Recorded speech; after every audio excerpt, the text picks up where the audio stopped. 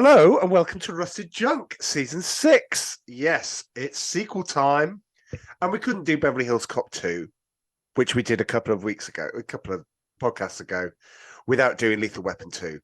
And for those of you expecting Amanda, who aren't listeners, unfortunately she's not well. So Joe has donned his Superman cape, rushed to the rescue, and is here to take her place. I was about to say, I hope you're as funny, but I think you're slightly funnier. So You think so? I don't know. It's a different dynamic, isn't it? Really, with What do you mean I'm funny? oh, we may get to that.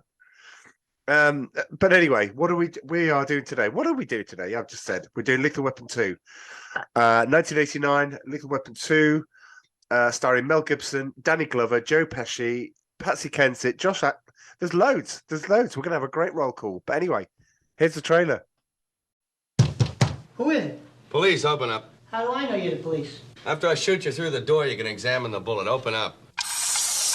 Mel Gibson, Danny Glover, Come on, let's go, Raj. No, shit, let's go.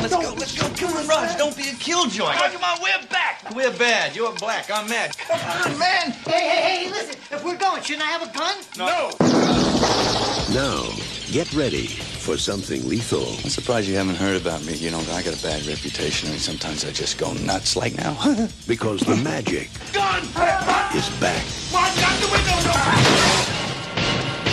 You all right, man? Yeah, I'm okay. Where were you, man? You my partner or what? Why didn't you follow me down? Yeah, why don't you follow him down? Shut up! I'm 7 floors up! Lethal Weapon 2. You go first. I'm really too old for this. You go first, I'll cover you. Eeny, meeny, miny. Good police work, officer. Come on. No. Back to my place. Hey, I'll even cook. You're lucky. I have to live with that. You're not gonna make it. I'm gonna make You it. know, there's not enough room. You were right, you know. Yeah, there wasn't enough room. Lethal Weapon 2. This time, they're not taking any crap. Just get off me, man. I don't want anybody to see us like that. Welcome, Joe.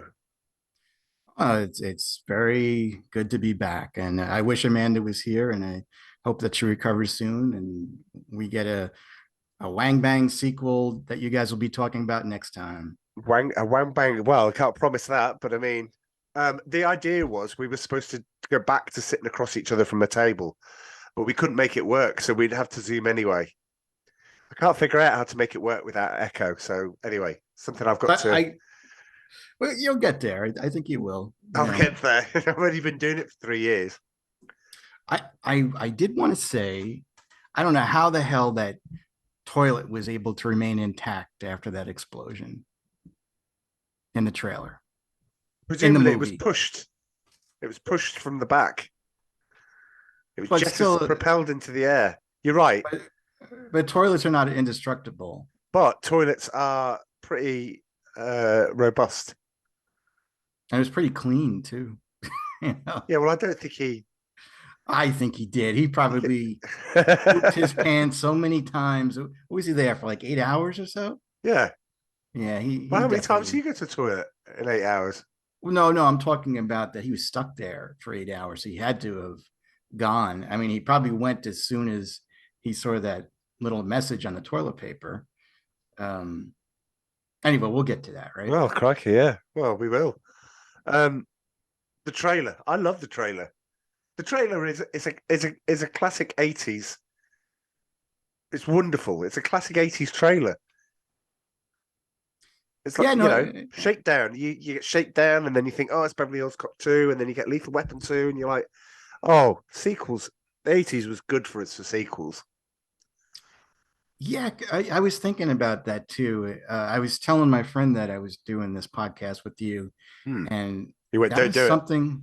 Oh, Yeah. no, he's excited, because he was a big fan of the Lethal Weapon series. And I said, damn, there were a lot of sequels back then. It's like we had sequels in the 70s, like you would know, with Jaws and Yeah. Rocky. Yeah. I guess Godfather. it's Godfather. But 80s were on fire, I think, when it came to sequels. And I remember seeing this trailer in the movie theater. That's how we used to get our trailers back then. You know, we didn't have internet. Yeah. They didn't show much on TV. Yep. And it was exciting because, you know, it's like everybody seemed to love the first one. And this looked like some more fun having them back together. Perfect combination for hopefully a really good action flick. Yeah. Yeah, absolutely. He says hopefully. Whoops. What might be coming here, but my fond memories are that I took a girl that was at the public school that my mum worked at, and mum arranged a date for me with Kirsty Youngman. And oh, you're gonna mention her name? Yeah, I am. Oh, yeah. man. Oh, Kirsty, Wow. if by any chance that you're one of our listeners, then yes, I do remember seeing. You better say good. You better say good things about her. She was lovely. She was lovely.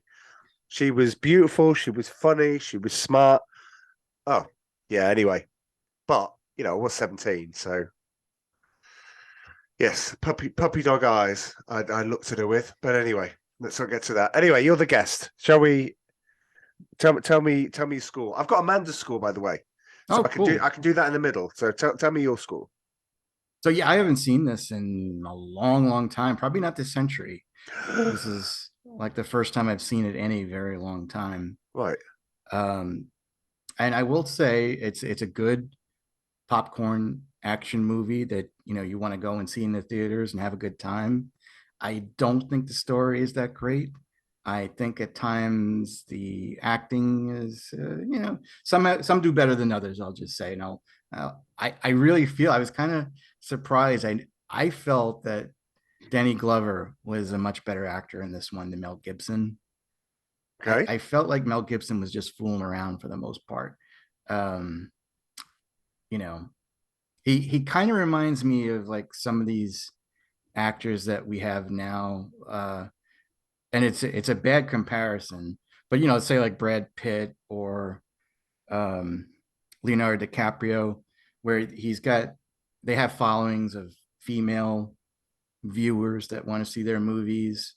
Yeah. But sometimes they're just not there, you know. And guys, I guess, want to be them.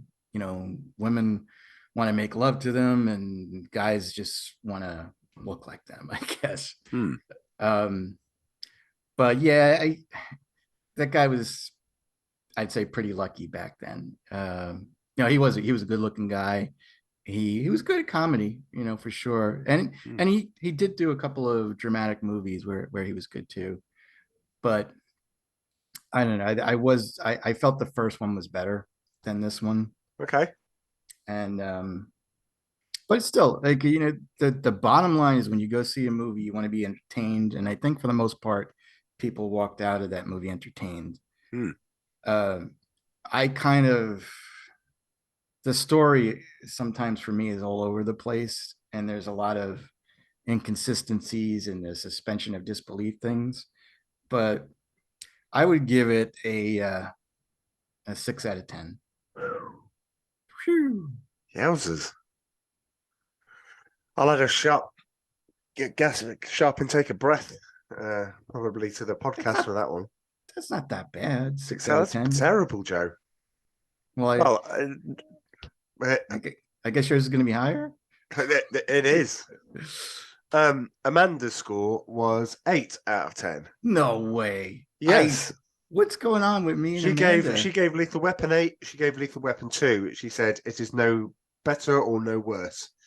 That's a high score. That's that's a high score for her. Yeah. I mean, when you say no better or no worse, that's not like a. She can't put a cigarette paper between the two. She's like they're both good in their own right for different reasons. Okay, to me, it made it sound like that wasn't a blazing recommendation. Oh no, she loved it. Genuinely loved it.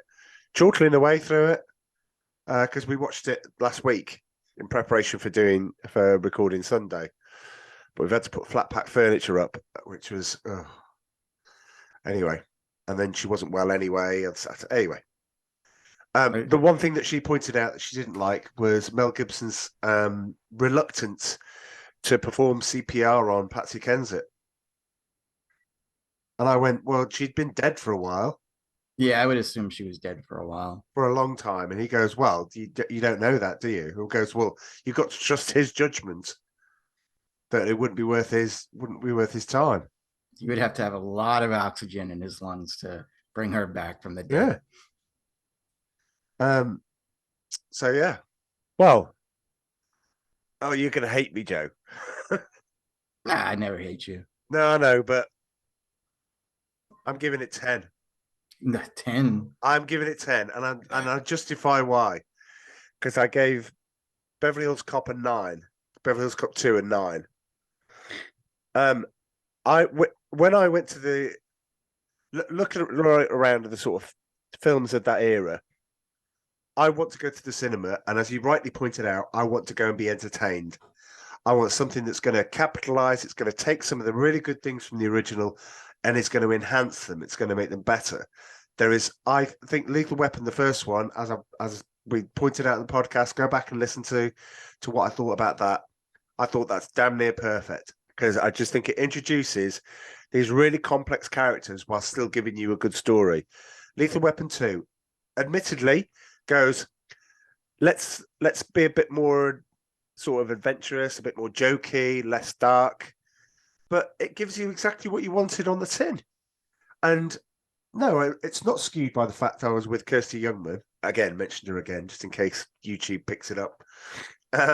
But I remember exactly where I sat in the cinema, and it wasn't just because I was on a date. It was because I genuinely came out of that film, as you said, with a big smile on my face, going, "That's what I want." I've seen Ghostbusters 2. That was dreadful. I've seen this. This is amazing. This is great. It takes all of the best bits and tweaks them and make them a little better. So, for that reason alone. Did you want to see it again right away? Yeah, I did. Genuinely, yeah. I genuinely wanted to watch 3 and then 4. And then we'll talk about 5. There's a 5? Oh, right. Oh, okay. Oh, I realised I forgot to send you stuff to watch. All right, okay, never mind. We'll discuss it when we get to that. So there you go. You've got 3 scores. You've got a 6, an 8, and a 10. What did you give Lethal Weapon? A 9. No way. Yeah, well, Joe, because,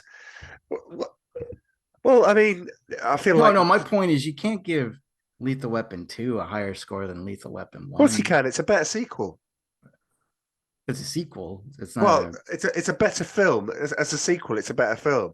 It's like actually, I was about to say it's like Aliens and Alien. They're both 10s. Beverly Hills Cop is better than Beverly Hills Cop 2, which is why Beverly Hills Cop gets a 10 and Beverly Hills Cop 2 gets a 9. But they're wonderful films. All right. They're the reason why. I mean, it wasn't what I thought of when I set it up, because I thought Lethal Weapon 2 isn't a forgotten film, but I suppose it is, because again, you walk to, if you walk up to anyone under 30 and go, "What do you think of the Lethal Weapon films?" And plus, by the way, Mel Gibson is a bona fide 100% movie star. He's done some duffers. He did some duffers shortly after this film. A year later, he go and make Bird on a Wire with Goldie Hawn, which is possibly one of the worst films of the 90s. And it would have been the 80s if it fell in that. But it's a dreadful film. It should just be called Goldie Hawn Screams a Lot, because there's nothing really that happens. It's so contrived. And he made Tequila Sunrise with Michelle Pfeiffer and Kurt Russell. How can you mess that up? Yes, they all messed it up. Spoiler alert. Don't go and watch Tequila Sunrise. So he's not perfect, but Tom Cruise has made some duffers.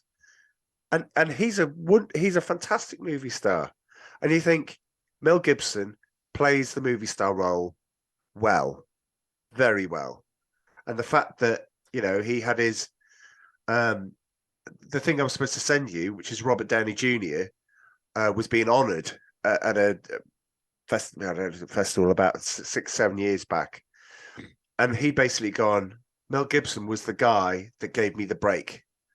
And he said, I'd seen that. And he said, all I ask is one day you pay it forward, and you do the same for another person. And he goes, little did I know it would be you, Mel. And you're like, yeah. And he's back. You know, I mean, we'll talk about the other Lethal Weapons after roll call, but it's just a good movie. It's just a great movie star, and I got what I wanted from this film, and I couldn't have asked for more.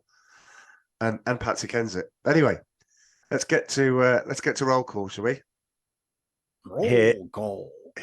Sorry. Dear. He's doing it again. See, you invite him on. I mean, Dom did the same. Dom tried roll call, and look how that worked. Did a spooky roll call. Anyway, here's roll call. Roll call. See, I can't even say it right now. Roll call. Roll call. Thank you very much. Right. Let's start with the Gibster. Favorites? Oh, I will tell you, this is one of my favorite movies of all time, Braveheart. Wow. Okay, I didn't think it was going to be that on the list. I mean, if I was in your body and I gave Lethal Weapon 2 a 10, I'd have to give Braveheart a 12. Full of historical inaccuracies.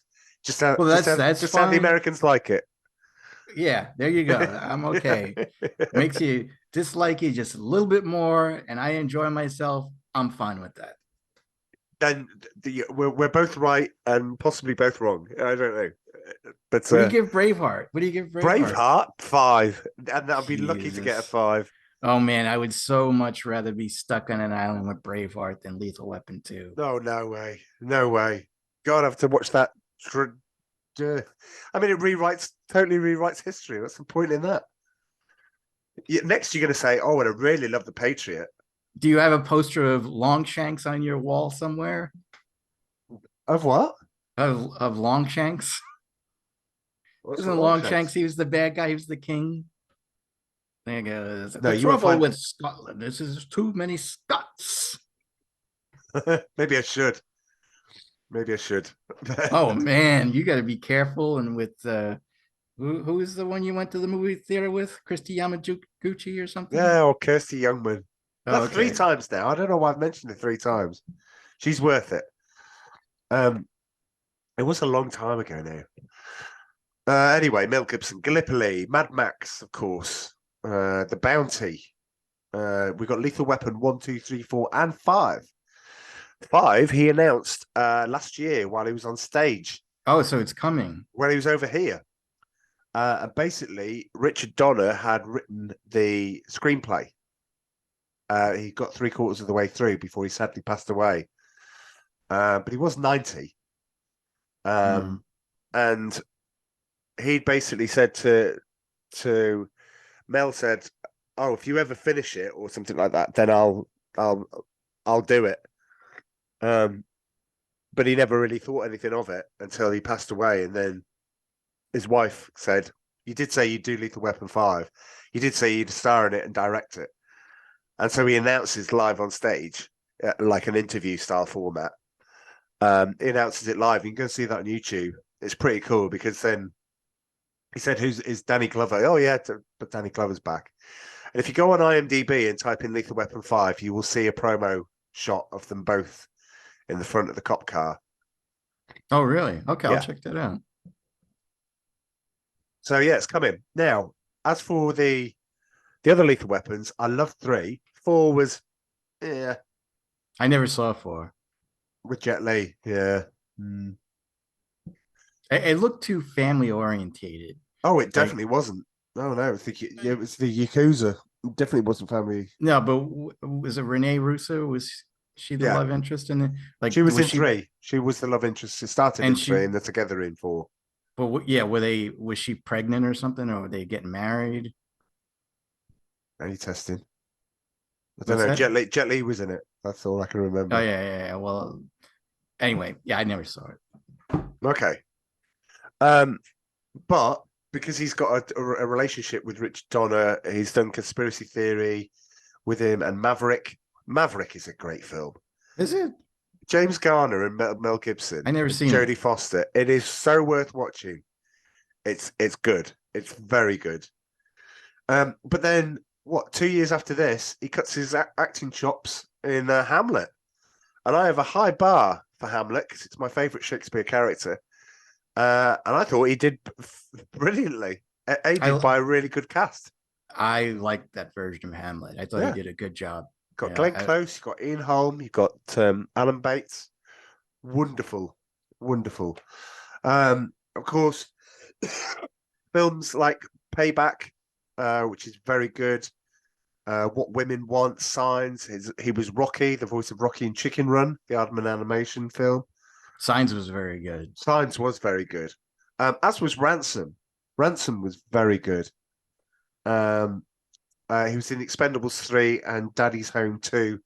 And I know he's in a lot of, not straight to video, but kind of like that. Not as bad as Bruce Willis, but not far off. His career is on life support. And unfortunately, a lot of that was due to the controversy with yes, first with the police and then with his ex-wife. Yes. Yeah. And again, it's hard to kind of defend the guy. I mean, some parts I did, but I when you hear the tapes, it's rough, and I can understand people not wanting to work with him.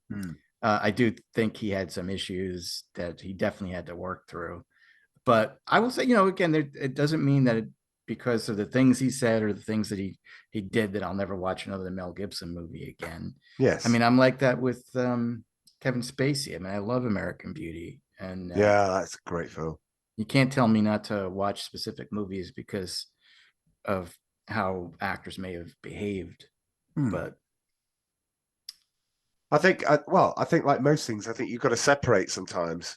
There's a phrase, obviously, that I've used plenty of times on the podcast, which is never meet your heroes, because always have that wonderful memory, whatever it was, whatever they did, however they entertained you, however they moved you, made you laugh, whatever. Just have that wonderful memory, which is why I just don't like celebrities opening their mouths and coming out with whatever on whatever topic.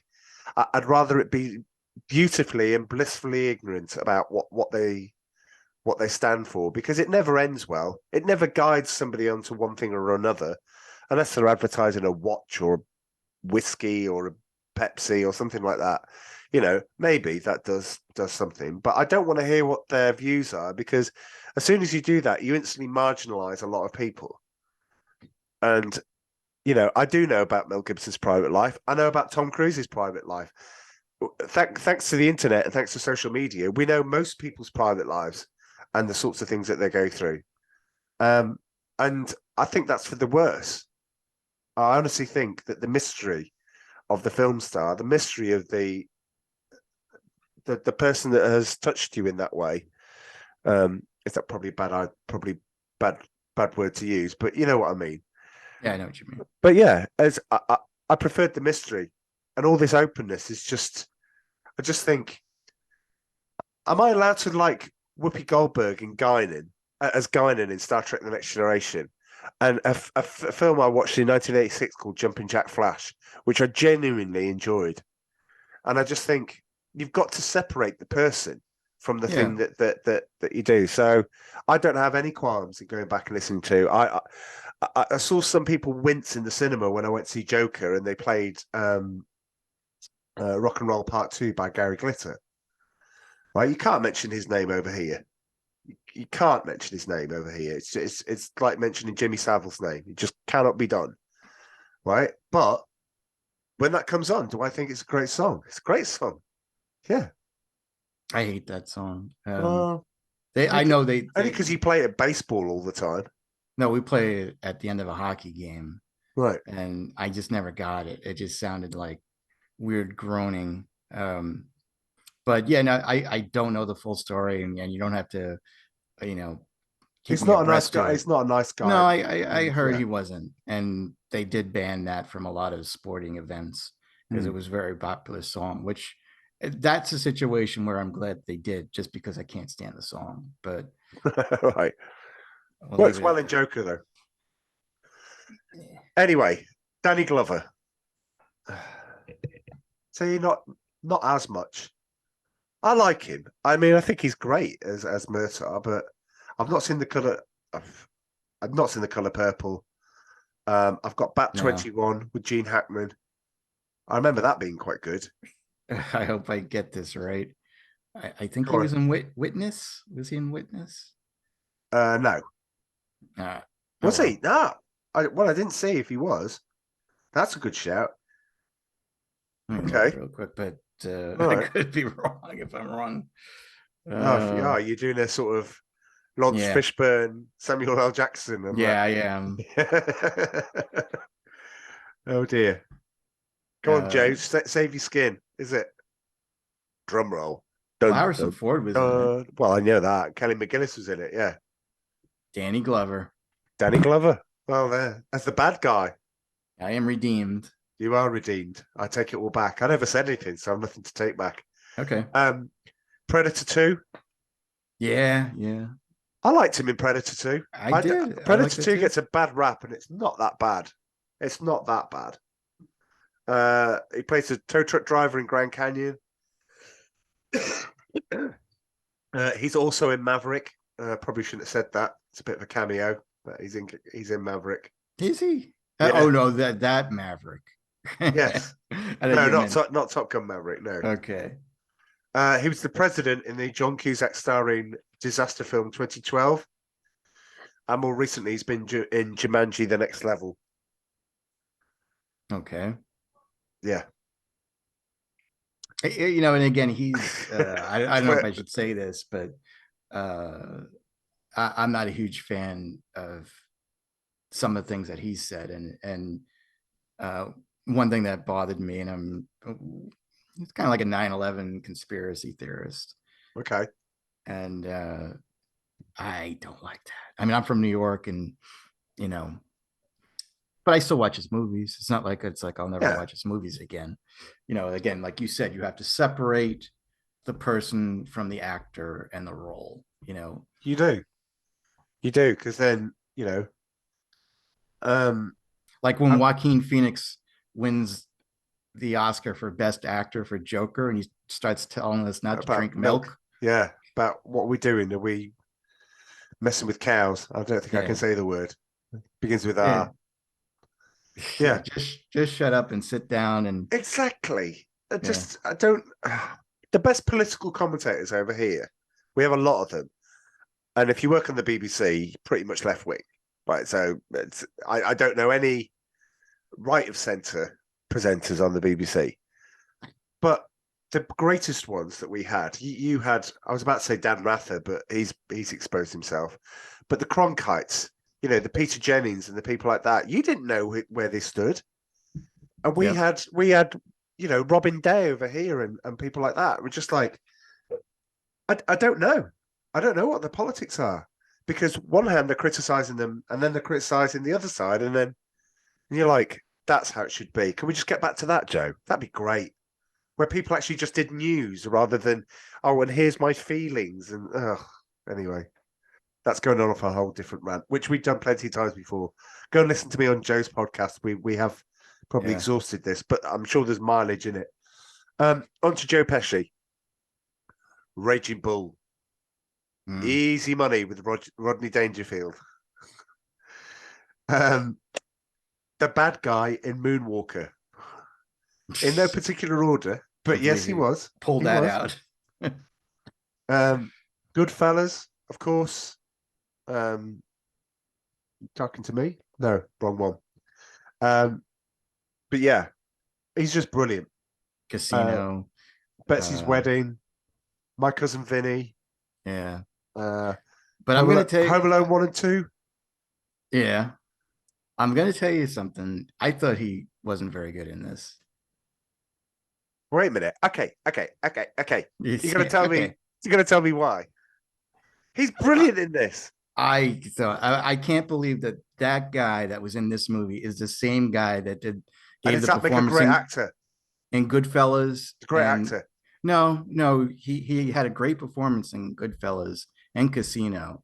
This one, he was just annoying, which I guess the character was supposed to be, but I just didn't like him. Like I said, I thought he was too annoying.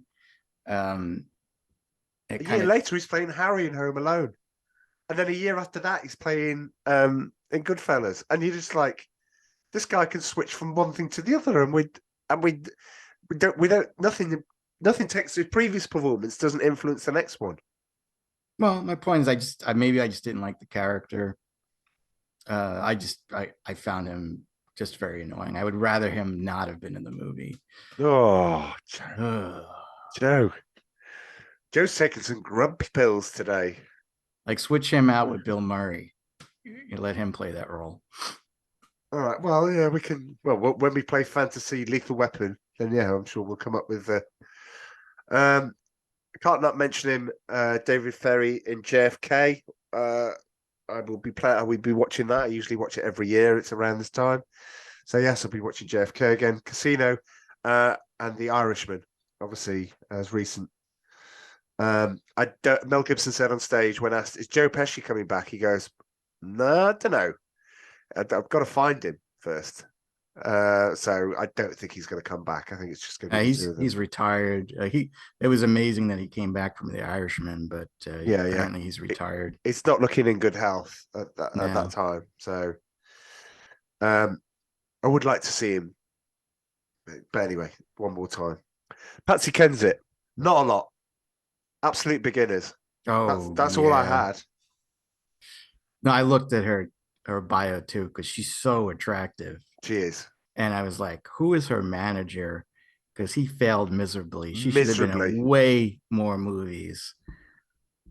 Again, she's just so beautiful. I just can't believe that her career was wasted. I mean, she did, like you said, she did have a lot of movies, but I'm pretty sure that most people never seen them. Yeah, absolutely. And it's a real shame because Amanda had a problem with her accent. And she said, "Oh, there's a lot of dodgy accents in this." And I said, "Well, not really, but I wasn't really noticing the accent as much every time she was on the screen." Was that supposed to be South African or was that New Zealand? No, she's Dutch. Oh, she's Dutch. She was Dutch, yeah.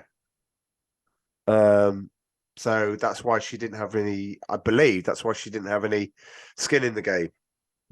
She didn't like the politics. She was just a lawyer that was acting for them.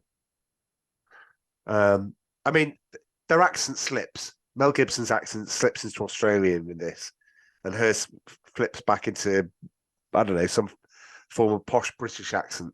But she had a band at the time called. She had a hit at the time with a band called Eighth Wonder. It was her band. That's worth checking out. Because they had a couple of hits, but the biggest one was called "I'm Not Scared," which got to #1. That's playing. That's by you. Written by what? By you. It got to #1 in the UK. Yes, and many other places. I think it was very popular. Just not the US, obviously. Judging by your reaction, because we like good music. Oh, but it's playing when Joe Pesci is clearing up Mel Gibson's trailer. Oh, really? Yeah, that's playing in the background. And I went, shameless plug. Yeah, see, now that for me, if I was to give it a 10, I would take 0.5 away for that. What? Because it's got her song in it? Because it's a shameless plug. It's a good song. I don't like that. Sorry. Oh, dear. Right, well, moving on from Patsy Kensit to Joss Ackland. Joss Ackland's one of those, like, character actors. Yeah, he plays a good bad guy. Yeah, exactly. Like Shakespeare. And all of that, he's just a good actor, but unfortunately, his legacy might just be Bill and Ted's Bogus Journey and The Mighty Ducks, both of which I like. I know I'm not going to spark a whole Emilio Estevez thing or Estevez. I'm not going to spark all of that again. What I'm going to say is I love The Mighty Ducks. Well, I like the first movie. The second movie was okay too. Second one was all right. The series was dreadful. I didn't watch the series. Don't ever even get mildly curious. I'm pretty sure most things on Disney Plus is dreadful. Original material other than the Mandalorian. Apart from Andor, yeah. Did you say apart from Andor? And Andor. So you're saying that it's good? I am, yeah. All right. Yeah. Okay. All right. Yeah. Yeah. Well, I am, yeah. Dr. Jekyll and Mr. Hyde. No, I will say no. I was watching this movie and I was like, I know this guy. Was he the guy that was in Rambo part 2? You No. know, like with no. And I was like, No. nah, that's not him. But there's always bad guys that play the same roles.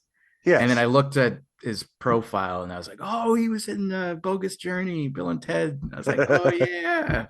But I didn't realize he was in the Mighty Ducks. He played the guy that's worked with the skates, right? Is that what he did? Yeah. Oh, that's cool. I didn't know that. No, it's yeah. But I'll always remember him for this film. Anyway, onwards. Jeanette Goldstein. Who the hell is that in this movie? She is one of the she's one of the cops, one of the team that they're on. But she's Vasquez from Aliens. Oh, is she? Yeah. I didn't know that.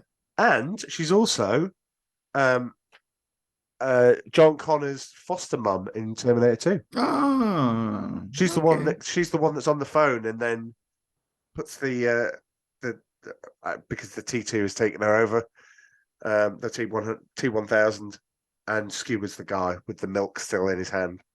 Ah, that's That's interesting. Jeanette Goldstein, yeah. And she's also in a film called Miracle Mile, which at this point I think I've said people should go and watch. Anthony Edwards, Denise Crosby, Jeanette Goldstein. Go and watch it. It's a great film. It's a great, great film.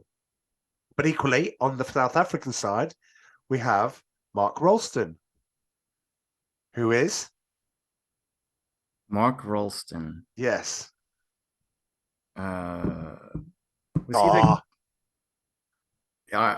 the? Tell me. He's Drake in Aliens, alongside Drake and Vasquez. They're just on opposite sides in this film.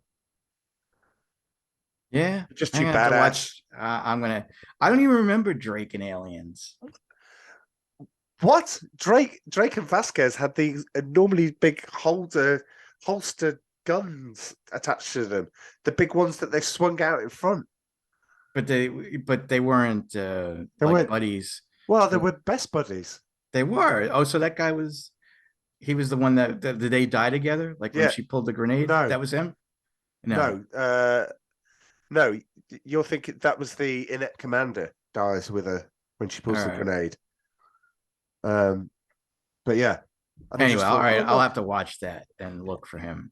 And lastly, I had Dean Norris, who was in Breaking Bad, and he was the alien on Mars in Total Recall. Get your ass to Mars. Yeah, don't recall him too much. See what you did there, Joe. Very good. Very good. Right. Let's roll call. Have you got anything else? No, I do not. Okay, Other than well, Richard Donner, Superman the movie. Well, yeah, come on. Yeah.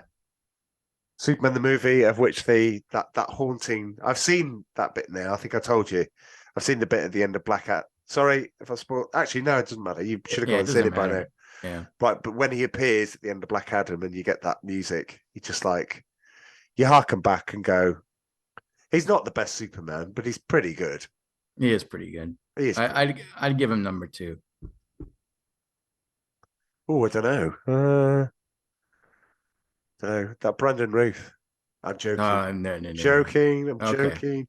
I knew I'd get a reaction from you. It's fine. Yeah, of course. Anyway, Lethal Weapon 2 has an 82% critics score on Rotten Tomatoes and a 77% score for the audience. That is completely bizarre. I Well- can't even imagine what the critics were like that were reviewing this film They're- because They're back. You know, it's literally they're back. That was I read some of the critics things and they're like they've taken the magic and they've improved upon it, which they did. I kind of feel like it's not a standalone movie. You know that. I mean, you have to know who those characters are, and you're just catching up with their lives. It adds more to it if you have seen the first one, but it kind of is standalone. You got two buddies at the start. I mean, that's what I like. That's what I was going to say. What I like about this film is it doesn't mess around. It goes straight into the action. You are in the middle of a car chase, straight in the middle, and you're like, "This is how you open. This is how you open a film in the 80s. Get us straight in, no plodding around." I mean, God, films now take ages to get to it to the point. And like, nope, Lethal Weapon 2 goes, we're going.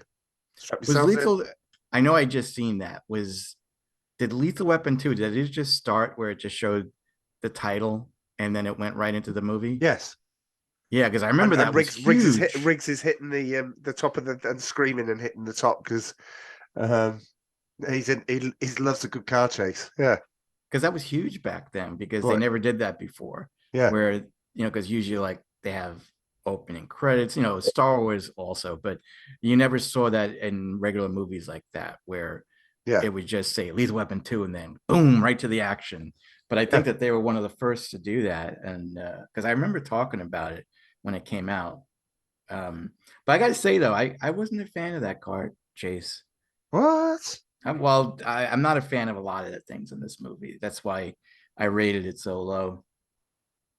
All right, go on. Let me ask you this. So, Go on. all right, explain the whole plot of this movie to me, if you can.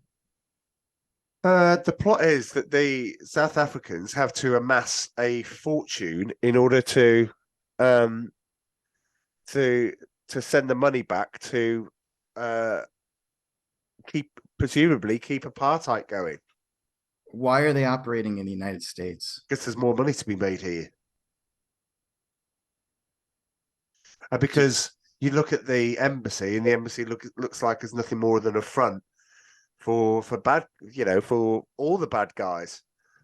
Because later on, you see the embassy guy that was interviewing Murtaugh for citizenship. You see him appear on the boat, and you're like, oh, pretty much the whole embassy's been wiped out. The whole South African contingent's gone. So was this? I remember at the time, like apartheid was a big thing, but I really wasn't following it back in the 80s. And I was discussing it again with a friend of mine. I was like, was it really like that bad? Like, did you learn that in your history books about how? Well, we were kind of like living it. Were you? How old were you back then? Do you recall? What time this film came out? Well, yeah, during apartheid. I was 17 when I saw this film. Okay. We knew apartheid was bad. We knew that Queen had played Sun City, and you don't play Sun City because it was off limits. Oh, I thought you meant Queen Elizabeth. I was like, no, I can't picture her playing. Oh, Queen actually Queen played as Sun in City. Freddie Mercury, yeah. Wow. So, and they justified it and said, "Oh, we just bring music to the world. Music transcends politics and all this sort of thing."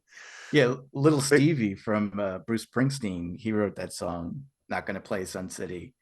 That's how we were notified about it. That was an awful song. They played it a lot over here. Well, I will say it doesn't make it good, Joe. No, I will say it's not the greatest song, but it got the message out. Yeah, it's like, you better not play Sun City. Well, people did. And, for whatever reason, for whatever choices they made. So just really quick. So the background for South Africa, was it that, it was dominated by white leaders and white residents living in Africa? Yeah. So you had these, as far as I understand it, I mean, not that this gets into politics, but yeah, the ruling class was predominantly white.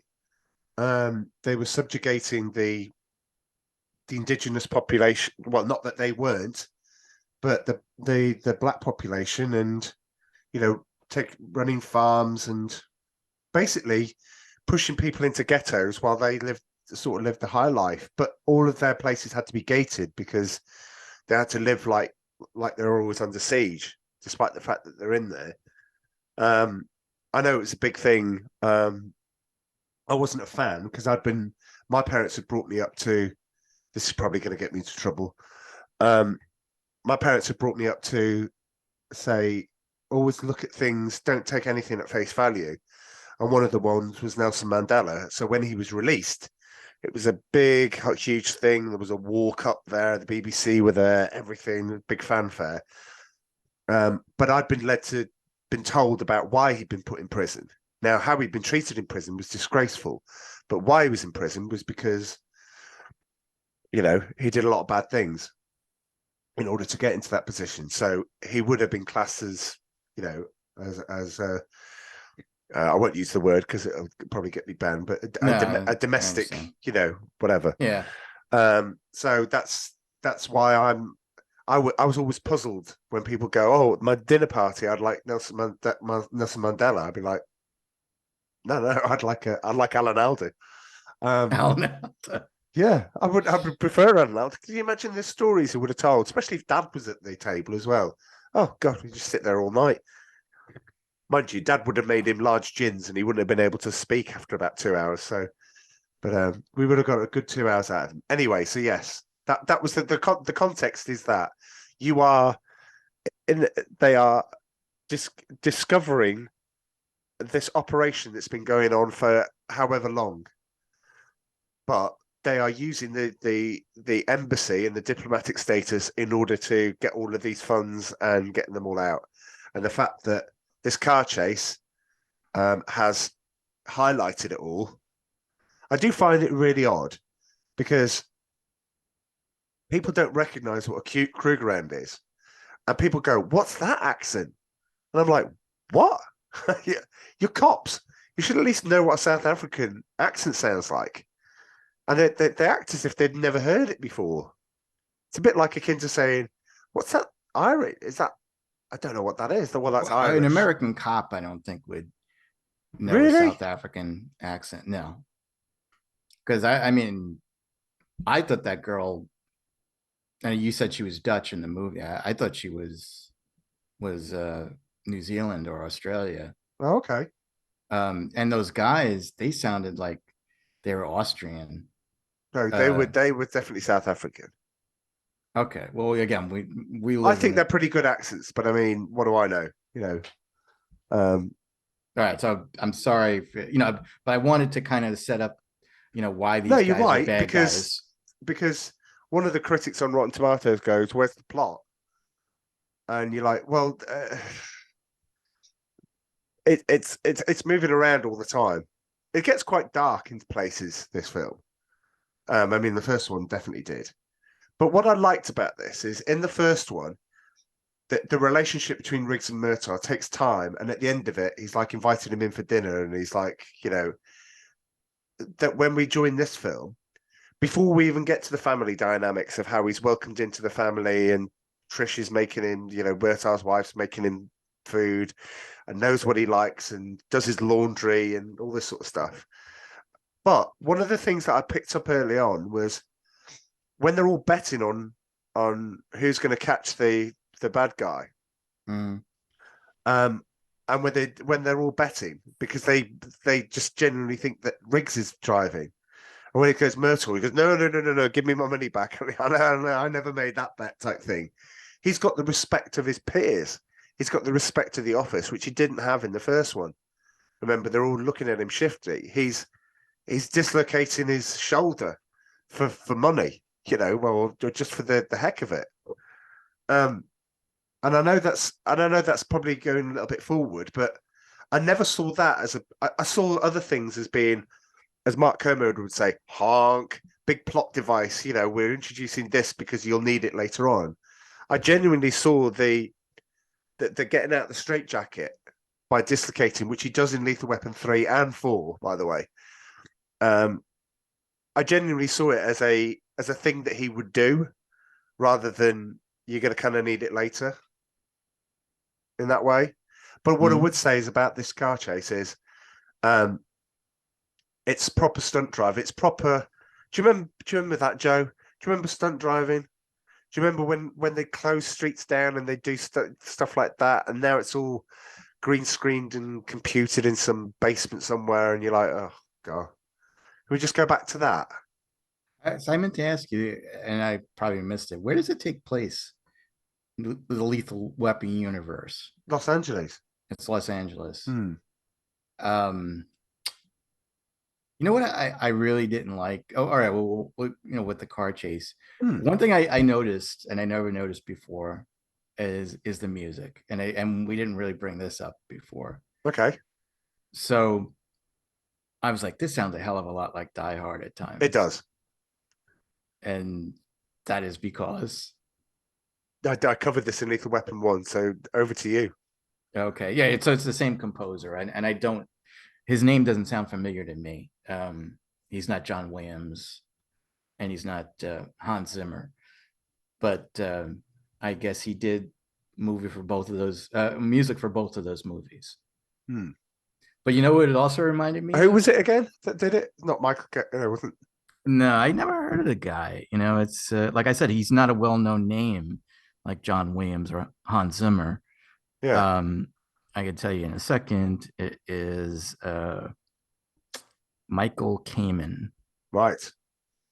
So, but then I was like, this sounds like James Bond. And he did License to Kill too. Yeah. Oh, And 3 for 3. but his music does not work in the James Bond universe. I hated that music in License to Kill.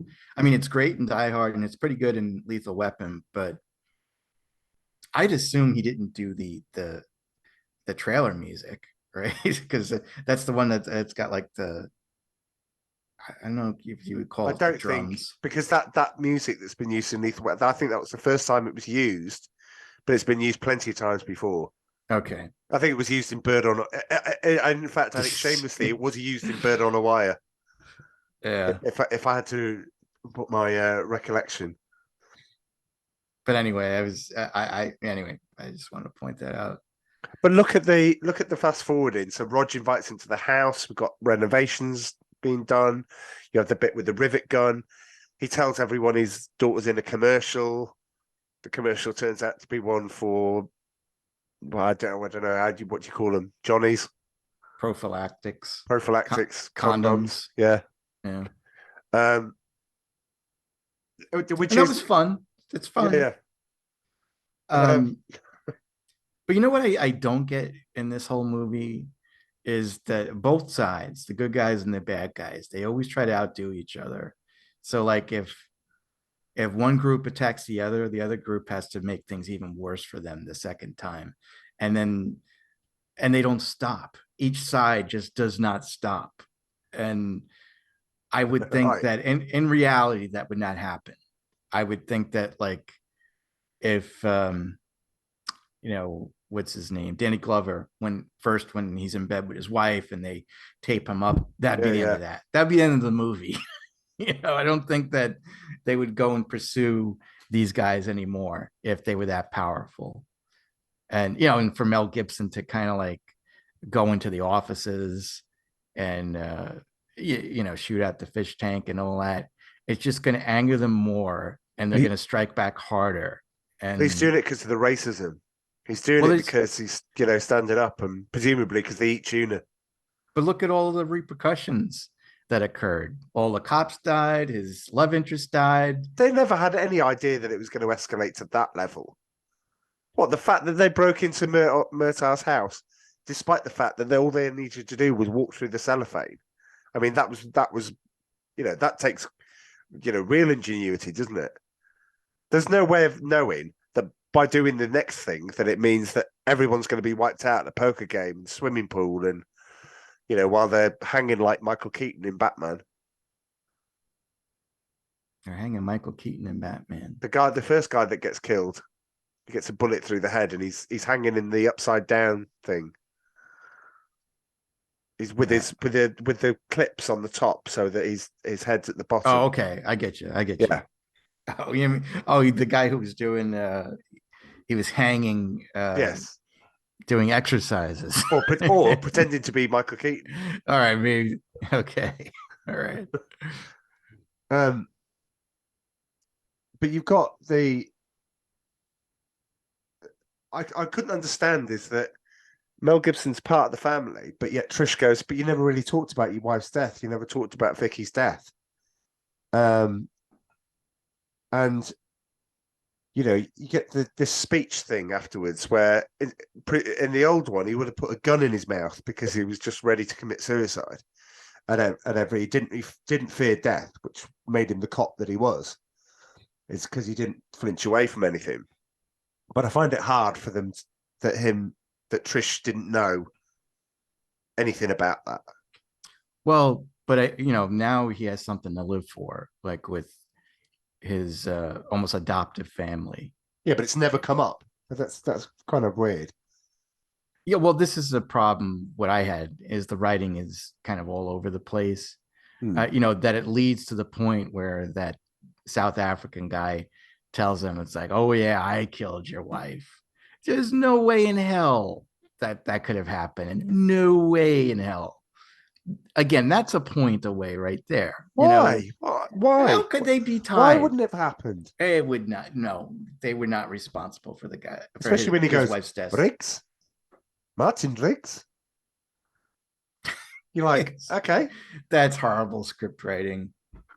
Great accent, though. No, that was a good accent. Thank I will you. say. I've watched it enough times. When I closed my eyes, I was like, I thought he was in that room with you. No, it's just Ferris and my new. So those watching on YouTube, you'll get this next bit. I've got my new Back to the Future poster, the one that's been altered. Nice. Anyway, I will show it to you. That is so cool. It's amazing. How many versions do you have? He did me two A3s and two A4s. Do you want an A4? It's a print. I think that it is very possible, Charlie, that you are the only person in the world that wants to see Eric Stoltz in Back to the Future. I don't want him replaced. I want to see that version. I want put all the music and the gubbins next to it of the 70% that you filmed, and let me see that, and I'll just be happy, and everything will be right with the world, and you'll have righted the wrong to Eric Stoltz and given him his chance. Right? That's they did right. Topic. They did wrong him. He was a jerk, though. They wronged. It doesn't matter. Look what we talked and about. If he was a likable and more popular actor, we'd be seeing that movie. No, it's because he wanted the movie to end in a certain way, and they no. I'm saying that we would be seeing the movie that you want to see today. Right. Like they would go out of their way to get all the pieces of the movie that they made and put it together. But nobody here really knows who he is, and nobody really likes him. I mean, over in the UK. In Charlie's neighborhood, there's a guy there that really likes him. Well, if I'm the only one, I don't know how I want to release this, because as soon as I release it onto the world, I might get in trouble from the people that made the poster, despite the fact that the artist said he's still kept the artist. You just did, my friend. Well, yeah, but nobody's going to take a snapshot of that, are they? Well, good luck with that. It's going to be quite blurry, but still. Pardon me. You get this whole Marx Brothers things, which you had before, where he watches the Marx Brothers and no, the Three Stooges. Three Stooges, sorry. But then you're introduced to Leo Getz. Whatever you want, Leo Getz. A great character. It is, I know he wasn't designed to be, as fast forward into trivia time, he wasn't designed to be in it as much. But they ended up liking the character and ended up expanding the character. And I guess that's why Leo goes along with them to everywhere, basically. Because he ends up doing that. But I do like that line that's from the trailer. How do I know there were cops? How do I know? When you shoot you through the door, you can examine the bullet. It's good. But Joe Pesci is here to tell you how money laundering works, and he does that very well. In case you didn't know, because I had no idea what money laundering was until I saw this. Well, I mean, I'm aware of it. I think he's mostly there for comic relief, if anything. But yeah, he does give a fairly good description of what money laundering is. He does. I love him getting mad in it, because you see the Joe Pesci that you kind of like. They F you at the drive-in. They F you at the drive-in. That's true.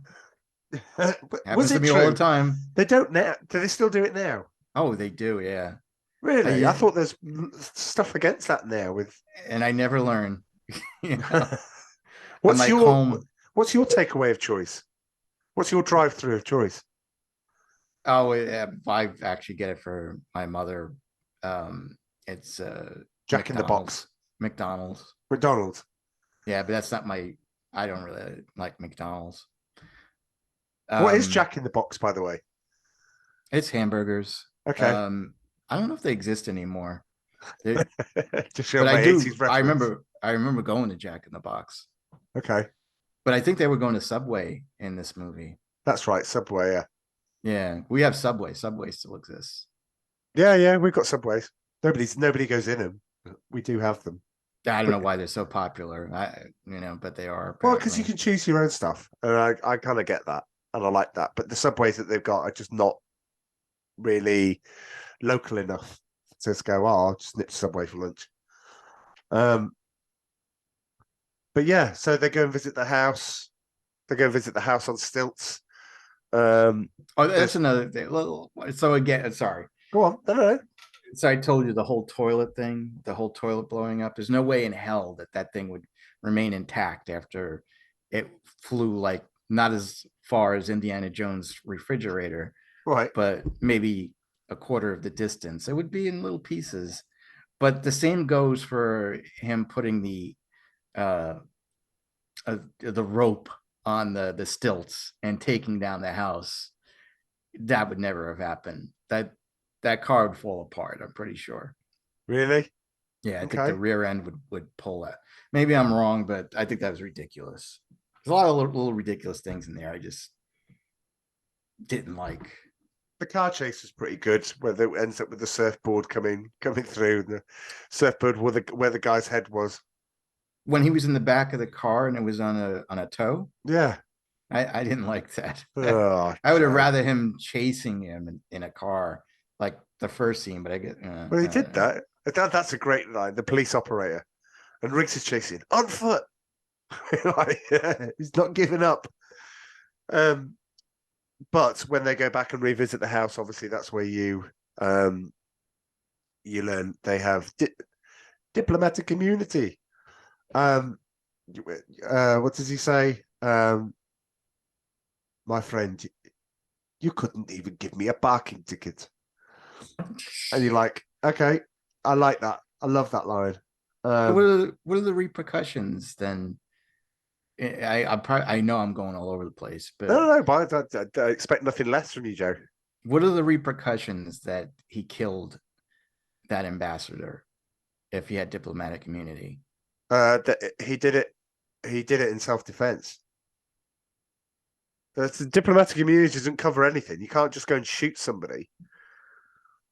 It just means that you have a level of cover whereby you'll never pay for a parking ticket, and there'll be a lot of things that you can't do. I think it's changed over the years from what it used to be. So we had a police officer famously shot in the 80s called PC Yvonne Fletcher, and most people remember what happened. She was outside the Libyan embassy, and she was shot by somebody inside the Libyan embassy. And the news had to cover the people going from the Libyan embassy with their diplomatic bags and out, and the police couldn't touch them, despite the fact that every police officer just wanted to just at an all-time low, and they got on the plane and off they went. And you're like, yeah. So we were involved in diplomatic immunity before we saw Lethal Weapon, despite the fact I didn't know money laundering, but you knew the effects of it. So what would happen here? I don't know. They would have fabricated some story, but I think the fact that Riggs is lying in a pool of his own blood, shot several times, it might be enough to. Well, it's enough to get them off the. Because do you remember how Lethal Weapon 3 starts? Is that when the house blows up, or the bomb? The whole block, the parking lot blows up. Yeah, and they're demoted back to officers, so they have to wear the officer's uniform again. That was filmed around here. All right, okay. Oh, right, okay. That probably explains why I like it, why I love it so much. But yeah, so you've got the drive-through Subway, which we talked about. You've got Riggs Riggs stalking the ambassador. He's definitely got an icy glare. He's got a good glare as Mel Gibson. He's quietly intimidating. Not like a Paddington stare. Paddington stares are pretty bad, but yeah. I guess I look too much. I can't, suspend disbelief. It's like, why wasn't the government involved, or the FBI or the CIA or something like that? Why was it just like the local police that were involved? Because then you would have had interference like Danny Glover had in Predator 2 from Gary Busey and his team of special operatives that had to capture the Predator, despite the fact that they kept the lights on, but still, never mind. The Lethal Weapon link with the Predator movies. There we go. Yeah. Which I'd made on Lethal Weapon, so it wasn't anything new, but yeah. We do get to the scene where the toilet scene, as you put it. But can I just point out that the bit where they're both talking and they're both chatting, I think is probably one of my favorite bits in the film. No, that is very cool. I'll agree. Because you're kind of like, do you know what? They're thrust together, and it's when the bomb disposal expert says, "Riggs, out," and Riggs just like gives him the Paddington stare again, and you're like, okay, the Paddington stare. He's not going anywhere. He's not going anywhere. He's going to stay here, and he's going to make sure it's done. I just loved it, and I genuinely felt that was a good scene. Yeah, I genuinely felt like that really was a good thing to put in there. Do you know what my big problem is with that scene though? What's that? There's 100 people in that house. There was no way in hell they would allow reporters in there. The fire department. They would just have the bomb squad in there. They did not have so many people. There's loads of people in there. And when they say to the psychiatrist, Gail Weathers from Die Hard, she comes in and goes, "Oh, I've seen a load of stuff." She turns the corner and she sees him on the toilet with a towel over, and she goes, "Oh my goodness!" I'm like, "What? You've never seen a guy on the toilet?" Yeah. Anyway, they ramp the thing. I did like the scene where Riggs commands that entire room and ends up shooting the fish tank. That's a good scene. That's a really good scene. It's a good scene, but again, it's not believable when all of those guys have guns. Yeah. And he's got one gun. Big smile. Smile. And they have diplomatic immunity. So he would have been dead. But then obviously we have to bring Patsy Kensit back into it. So he meets her at the grocery store, straight back to his house, straight into bed.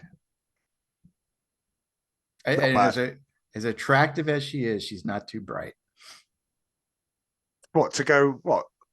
Well, first working with the South African embassy, and also, yeah, and then to put a job in jeopardy by going home with Riggs.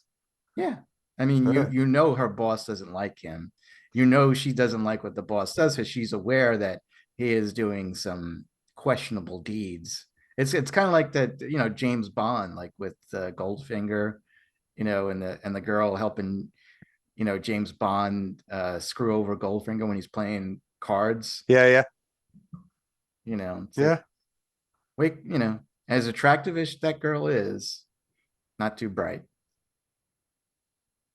I give her credit because that had to be her underwater. That wasn't a dummy or anything like that. Mm.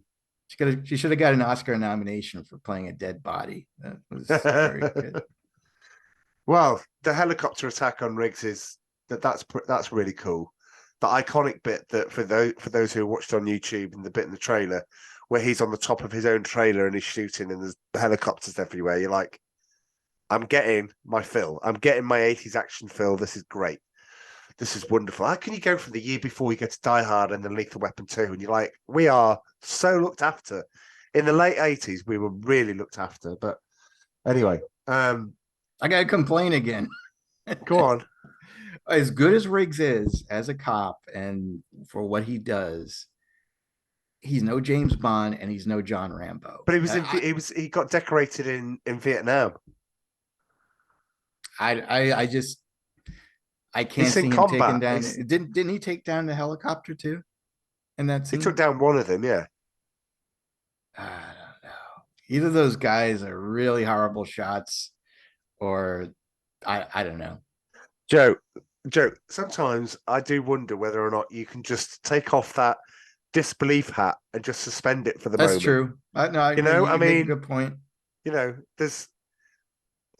end, fine. If I tell you the end of Die Hard with a Vengeance, that's dreadful how the bad guy dies in that, right? And that just wouldn't happen. As much as I like Bruce Willis and the character John McClane, just never would happen. But equally, I would love Die Hard with a Vengeance. It's great. I'm just saying, While I'm thinking about it, sure. can I tell you, you're coming on the Christmas film with us. All four of us are going to do it. The Christmas film we're going to do sometime in December. I have a feeling I know what it is. Yes, you do, Joe. Okay. It's the airport, Joe. Yeah. We're doing Die Hard 2. Lightning does strike twice.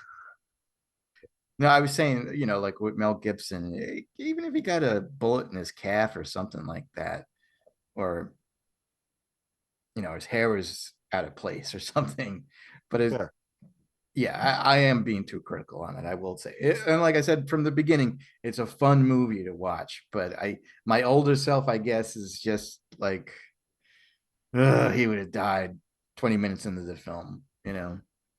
Well, I do have a problem with the fact that they both escape. Why does he drop her back at her house? And why does she stay? Because she's, like I said, she's not too bright. Well, no, presumably they coshed her on the back of the neck like they coshed him. And also, this is another problem too. How many times have they had rigs where they could just kill him and they don't kill him? Yeah, but that's James Bond, isn't it? It is. It's like, right then and there, that guy could have killed him. Like when he knocked him out, right, like outside of her apartment. And it's like, no, we'll just bring him to the docks and I'll tell him the whole story about his wife, and then still give him a chance to escape. But again, you are right. I just need to suspend disbelief. But equally, I've just complained about the fact that the bad guys have seen that she's there. And so do you want to go to the house? Because he won't be stupid enough to drop. Yeah, he will.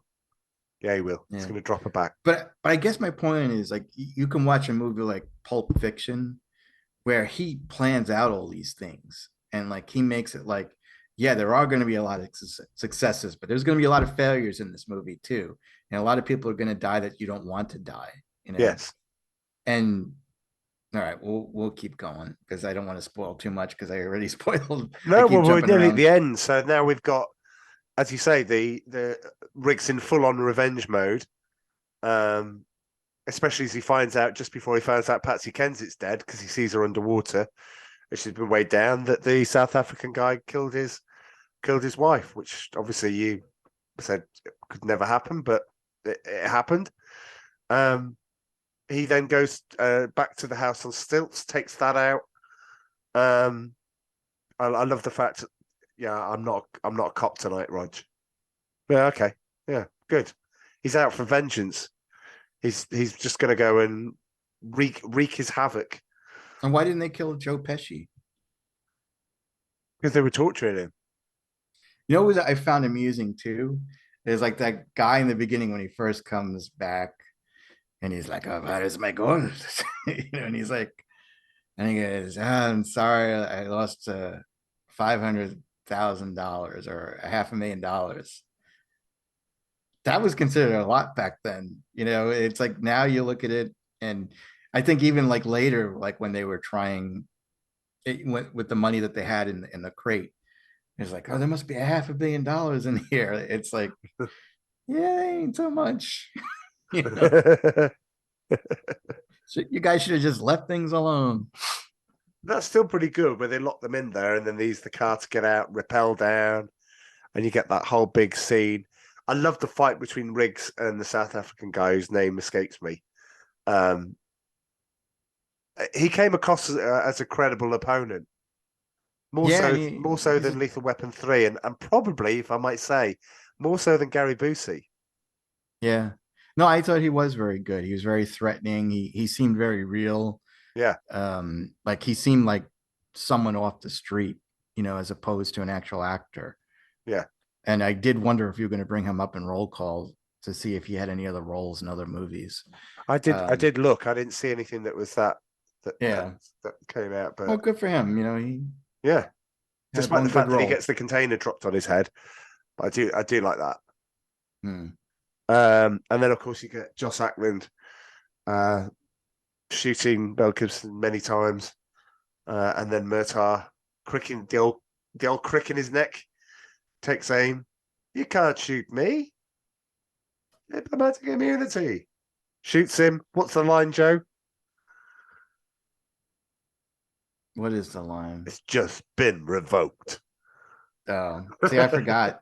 I would have never, if you held a gun to my head. You only watched it yesterday. I know, but I forgot. But yeah, Yeah. I completely forgot. I would never have come up with that line. There I we mean, go. it's a decent line, but I just Great forgot. line. Absolutely, it's a great line.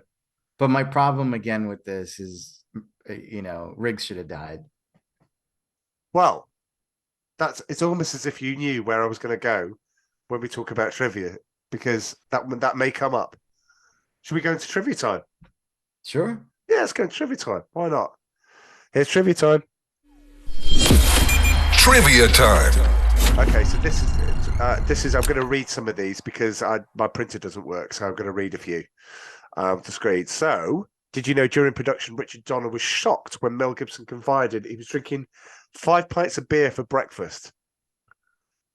Despite his alcohol problems, Gibson was known for his professionalism and punctuality. 5 pints. 5 pints for breakfast. You think that's a lot? I thought that was something you would have for breakfast. Well, if I was going to do anything the rest of the day, I wouldn't have 5 pints. It would definitely affect you. I mean, you'd be slurring your words a little. I thought you were going to say, well, most American. people, when we go, if we're going out on a full-on bender, then 6:50. Yeah, you lose count after a while. Dude, I remember talking to you one time. You were at some festival, and I says, "Are you drunk?" And you're like, "Nah, I only had 13 pints." So by that time, yeah, I know. No, but you weren't drunk. No, totally loose. Yeah, I'm pretty lucid. Unless you spaced it out well enough. Oh, we one every half an hour. So yeah, by that time, God knows what the final tally was, but. Well, I'm surprised that what surprises me with him drinking 5 pints, and is this something that he would have for breakfast every day? Is how good he looked. Yeah. Like his body looked like it was in really good shape. I couldn't imagine if you had something like that for breakfast, unless it exited you very, very quickly. There's always that line in Notting Hill where Julia Roberts talks about having a stunt double, and she goes, yeah, and he goes, you have a butt double? He says, yeah. He says, like Mel Gibson? She goes, oh, no. Mel Gibson does his own ass work. And he says, why wouldn't you? I always remember that line from Notting Hill. I watched 4 Weddings and a Funeral yesterday. Mm-hmm. Very good. Apart from Mandy McDowell, who's dreadful. Dreadful. Yeah, I never got her. Dreadful. No, absolutely. More trivia. The scene where Mel Gibson attaches cables to the stilts and pulls it down cost over $500,000 to film. That's ridiculous. Well, you still get the shot though. Mm-hmm. Leo's okay shtick was based on Disneyland employees giving directions to guests at Fantasyland. Originally, Leo was going to be an effeminate character, but Joe Pesci didn't want to play him that way. He pitched the idea of making Leo all too eager to please, complete with his okay ad-libs, to Richard Donner. Donner laughed and said, do that, do more of that. The phrase is referred to in Home Alone by having the phrase okay plumbing painted on a van driven by Harry. Yeah. Oh, that's interesting. But what was the connection to Fantasyland? It was said that it was based on Disneyland employees giving directions to guests at Fantasyland. So I assume it's like, okay, you have to go down there and then. Maybe they were like Valley girls that were working at Disneyland during the 80s. And they were like, okay.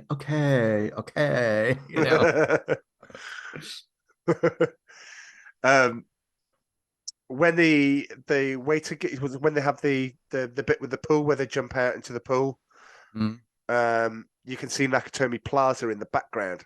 Oh, Die Hard. Yeah. Are, There's a bit are of they connection there.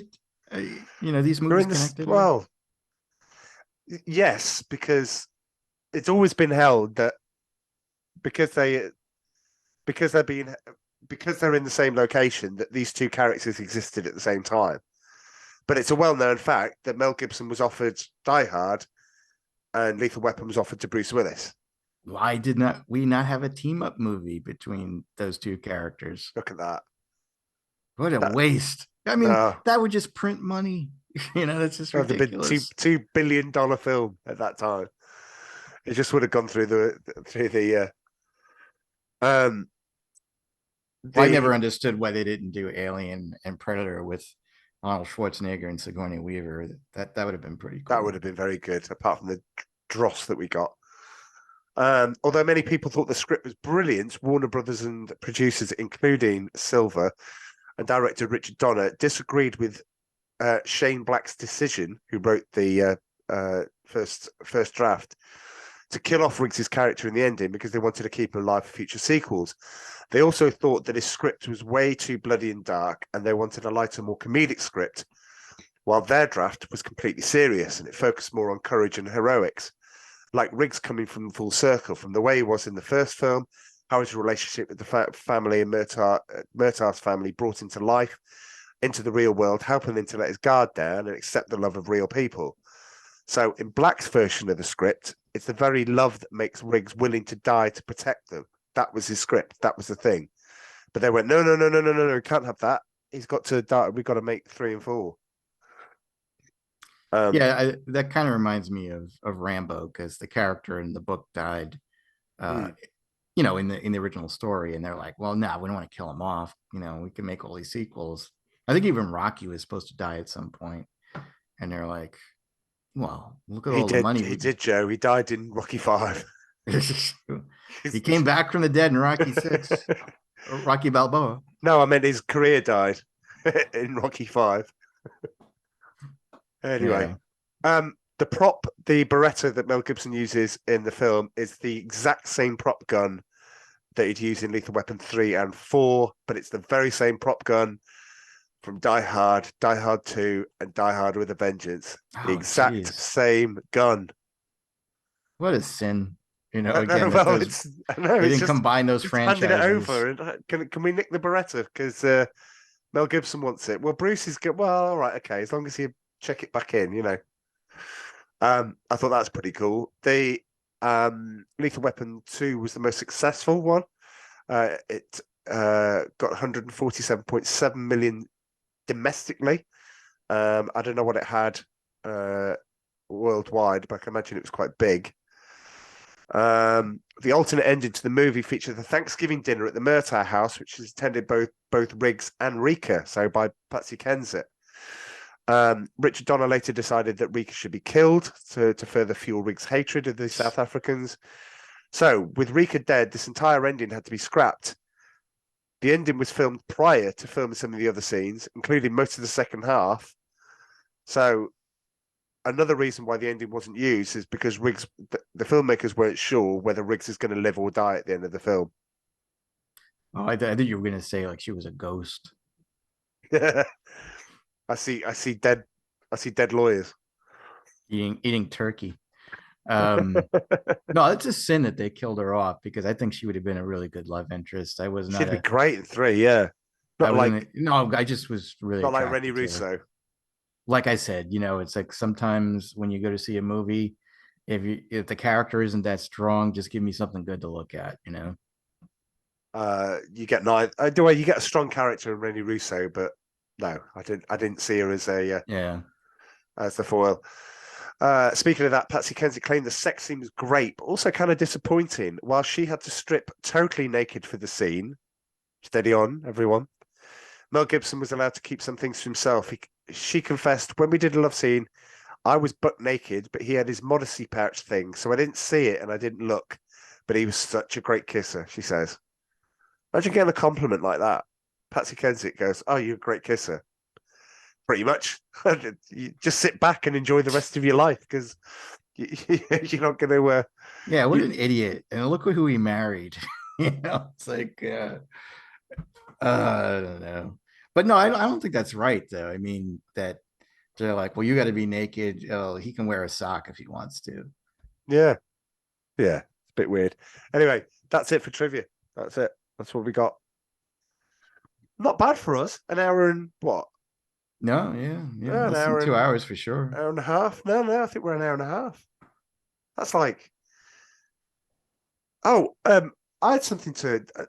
Sorry, regular listeners. I know we might. I don't think we talked about sandwiches. I talk about American food and how bad it is on Joe's podcast, including Cheese Whiz. So, what's going on with Hamburger Helper? What are you Right. talking about? There's a thing called Hamburger Helper. No, I know about it, but was it in the movie? No, it wasn't. But I just thought about it, so I might as well just bring it up with you. Oh no, I thought that looked like crap. I never used it. But Hamburger Helper to me is how to make a hamburger, but it's not. It's like seasoning and stuff. It's a very weird concept. It doesn't help you make anything. It makes it for you. Yeah, I agree with you there. I'll you know what? I'll agree with you there. Oh, there we go. See, Federer, if you're listening to this, strike one for the Brits. They don't put, by the way, everyone listening, please go and listen, but they don't put butter on sandwiches, on bread to make sandwiches.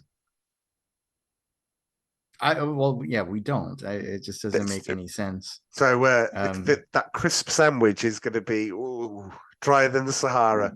There are other people other than you that have crisp sandwiches. The crisp sandwich is a staple over here. Crisp, so it's like not French fries, potato chips on a piece of bread. That's crazy. If you really want to a challenge, you make one out of. Do you get French fries, as in the snack French fries? Yeah, it's a long piece of potato. Long piece of potato. Yeah, that's challenging to make a crisp sandwich out of that because that can puncture the bread in all many different types of ways. So pretty much you have to have it flat crisps to make a proper crisp sandwich.